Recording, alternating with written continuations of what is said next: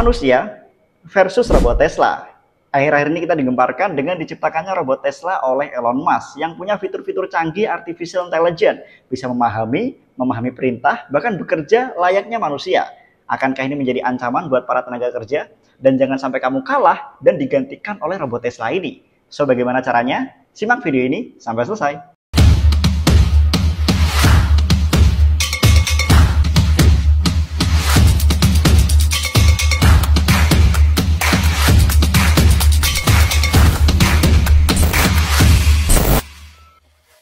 Halo teman-teman semuanya, welcome back to my YouTube channel Kumas Nazik. Buat kalian yang belum subscribe, jangan lupa untuk subscribe biar dapat informasi menarik tentang bisnis dan kewirausahaan lainnya.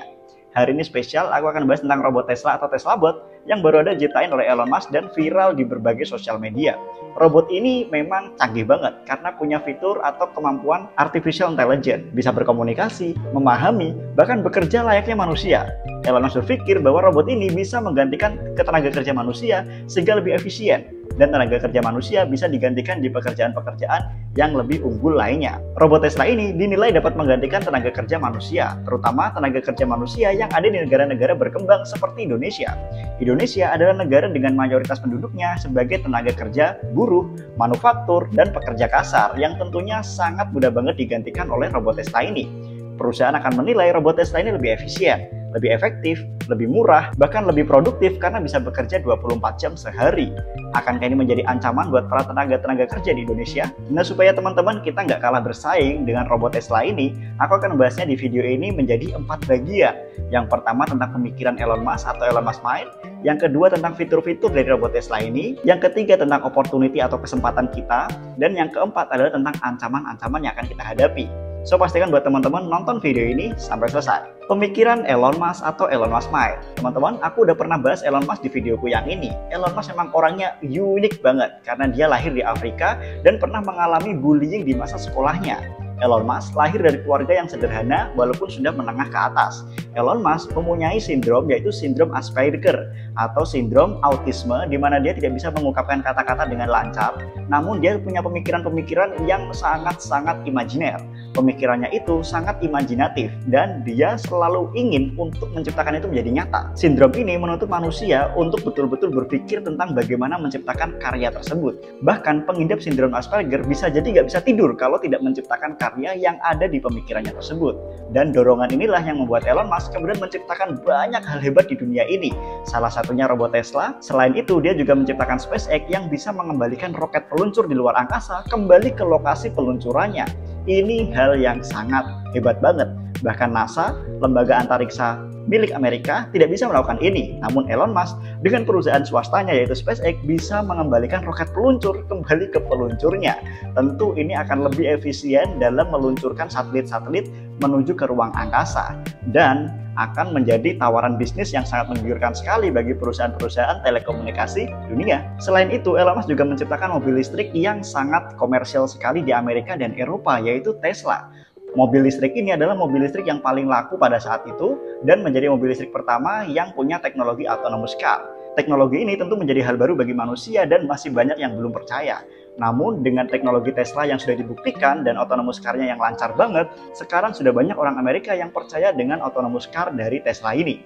Tentu buah pemikiran dari Elon Musk ini banyak banget selain di bidang mobil, SpaceX atau antariksa, sekarang di bidang robot tentu masih banyak lagi yang lainnya. Bahkan di bidang sosial media, Elon Musk juga membeli Twitter hanya sebagai tempat curhatnya saja. Ini hal yang anti mainstream banget. Tentunya Elon Musk ini dengan sindrom Asperger-nya bisa menguasai dunia dengan sangat hebat. Sindrom Asperger-nya membuat Elon Musk menjadi orang terkaya di dunia saat ini dengan kekayaan 2.700 triliun rupiah.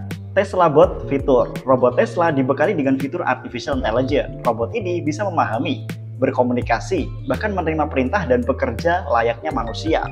Elon Musk berpikir dengan menciptakan robot ini bisa lebih mengefektifkan kinerja manusia, sehingga manusia bisa lebih efisien dalam bekerja karena bisa digantikan oleh robot Tesla ini.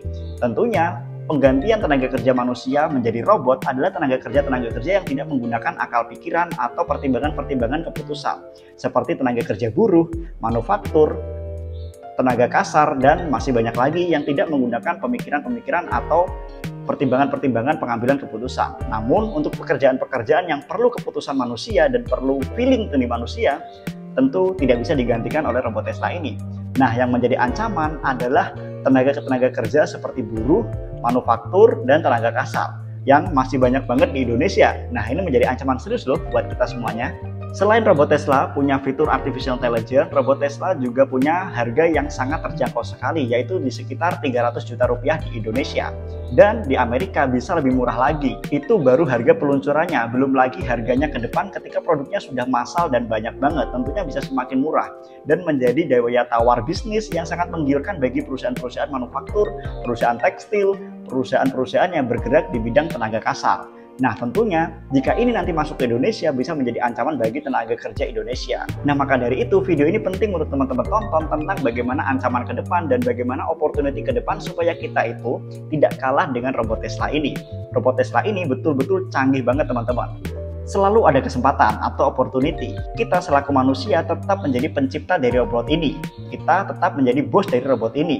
Dan kita tetap lebih unggul dari robot ini. Keunggulan manusia adalah memiliki perasaan, memiliki pemikiran, dan bisa mengambil keputusan. Sementara robot ini tidak bisa mengambil keputusan karena dia diciptakan berdasarkan program. Program A menjadi B, B menjadi A menjadi C, yang tentunya semua itu sudah diatur dari sistem. Sehingga tidak bisa mempertimbangkan sesuatu yang ada di lapangan. Manusia tetap menjadi tenaga kerja yang unggul, namun untuk bidang-bidang yang perlu keputusan. Nah, buat teman-teman yang masih bekerja di bidang tenaga tapi tidak ada pemikiran atau pengambilan keputusan, teman-teman wajib meningkatkan skill dari sekarang. Teman-teman wajib meningkatkan skill dari sekarang. Walaupun banyak yang mengancam Elon Musk karena menciptakan robot yang bisa membuat manusia menjadi nganggur dan banyak PHK terjadi, namun Elon Musk berpikir hal yang lain di luar dugaan pemikiran banyak manusia. Elon Musk berpikir dengan menciptakan robot ini, maka manusia-manusia yang menjadi tenaga kerja bisa berpikir untuk menciptakan atau meningkatkan skill mereka, sehingga mereka bisa menjadi bos bagi robot-robot ini. Nah, di Indonesia, karena banyak banget tenaga kerja di bidang manufaktur, buruh, dan pekerja kasar, di Indonesia, pendidikan harus betul-betul meningkatkan skill dan kapabilitas manusia. Artinya, tidak lagi manusia dipekerjakan untuk tenaganya saja, tapi juga pemikirannya juga. Nah, bagaimana kita bisa meningkatkan skill-skill tersebut? Tentunya dari banyak sumber. Bisa dari belajar buku, mengikuti bimbingan atau workshop, pelatihan, seminar, dan masih banyak lagi. Dan tentunya ini menjadi PR pendidikan Indonesia supaya tujuan atau output pendidikan tidak lagi bekerja kasar sebagai buruh, tenaga kasar, angkat-angkat barang, manufaktur, tapi juga lebih ditingkatkan lagi menjadi seorang profesional. Menjadi seorang profesional atau tenaga ahli. Karena pendidikan di Indonesia saat ini masih berorientasi untuk bekerja. Sekedar bekerja aja, bekerja sebagai tenaga buruh, tenaga kasar yang harganya sangat murah banget.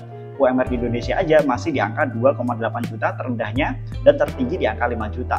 Nah, tentunya dengan meningkatkan skill, meningkatkan kemampuan atau keterampilan manusia di Indonesia, maka tidak lagi bekerja kasar sebagai buruh, tapi bisa bekerja sebagai tenaga ahli atau profesional.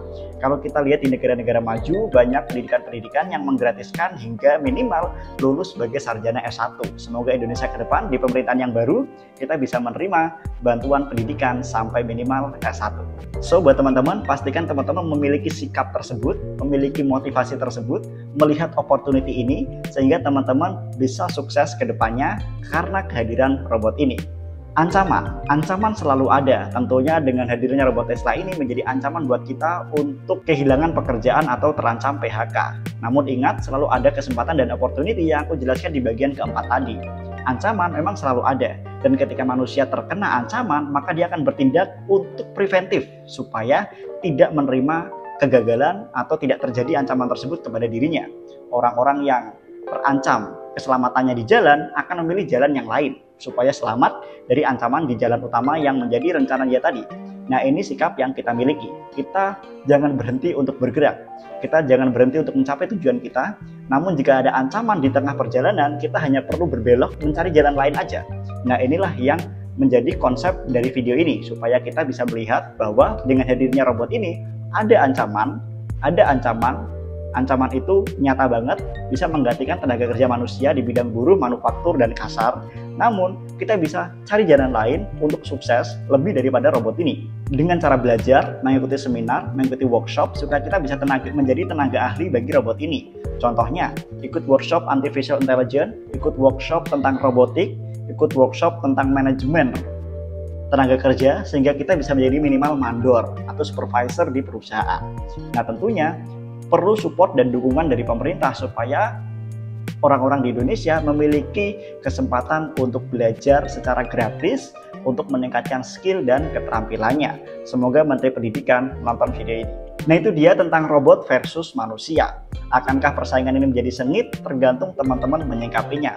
Kalau aku sih melihat video ini, melihat robot ini sebagai sebuah dorongan untuk aku lebih semangat lagi belajar, lebih terampil lagi. Bahkan yang sebelumnya aku tidak tahu artificial intelligence, sekarang aku mempelajari artificial intelligence, memahami tentang robot dan konsep-konsepnya, bisa menjadi pemimpin untuk robot-robot ini ke depannya. Semoga teman-teman punya pemikiran yang sama seperti tersebut. Nah, kalau menurut kalian gimana? Coba kalian diskusi di kolom komentar. Terima kasih Gustiari, bye-bye.